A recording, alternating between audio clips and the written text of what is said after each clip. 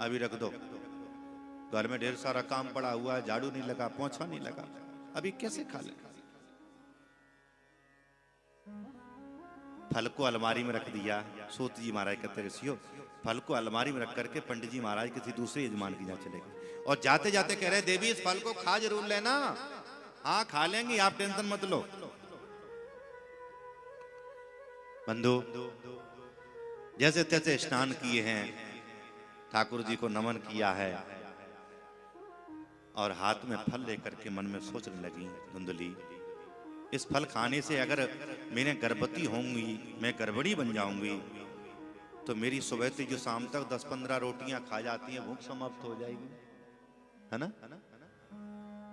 और कहीं न कहीं मुझे पता चला है कि सुखदेव जी महाराज 12 वर्ष तक गर्भ में रहे।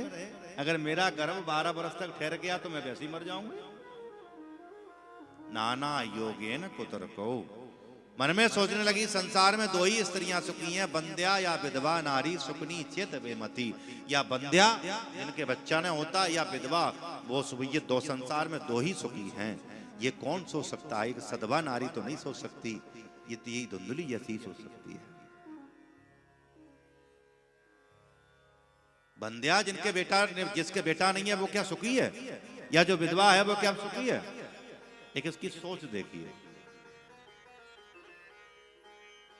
इस फल को नहीं खाएंगी तब क्या हुआ? क्या करें? पड़ोस में एक बहन रहती थी। बहन कैसी? बोले कोई सगी बहन नहीं थी, ऐसी जैसे धुंधली का स्वभाव था ऐसे उसका ही स्वभाव था। और ऐसे लोगों में दोस्ती बहुत जल्दी हो जाती है, बहुत जल्दी हो जाती है। वो आई, उसने कहा बहन क्यों परेशान हो रही है? मैं गर्भवती हूँ, इस फल को लेकर के तो गाय को खिला दे, इस फल की परीक्षा भी हो जाएगी। बोले बेटा कैसे हो? बोले चिंता मत कर, मैं गर्भवती हूँ, मेरे जो बच्चा होगा ना मैं तुझे दे दूंगी, लेकिन बहन मेरे पैसा नहीं है, मेरे यहाँ धन का अभाव है, उसके बदले में तू मुझे धन दे देना। पूरा एग्रीमेंट हो गया। इस फल का क्या करें? गाय को खिला दो। एक चीज बता दें, कोई संत प्रसाद दे, उस प्रसाद को खा लेना चाहिए। आप जो हो सकता है कभी वो ज्यादा दे दिया तो ज्यादा ना खाओ, थोड़ा खा लो, रख लो, दूसरों को बांट दो। संत का दिया गया प्रसाद तो गाय को खिला दिया गया। और आज पड़ोस में रहने वाली उस पड़ोसन के जब बच्चा हुआ तो आज उसको दे गई और उसके बदले में ढेर सारा उस धुंधली ने धन दे करके उसको विदा कर दिया। गर्भवती होने का जो बहाना कर रही थी, पेट पर कपड़ा बांध रखा था, पंडित जी को पता चला कि बेटा हुआ है। आज घर में खुशियां हुई, खूब लड्डू बांटे। लेकिन आज ठीक 3 महीने बाद इस गाय ने भी एक सुंदर पुत्र को जन्म दिया। संपूर्ण शरीर मनुष्य का है, लेकिन जो कान है वो गाय के हैं। मां का अंश कुछ तो आएगा।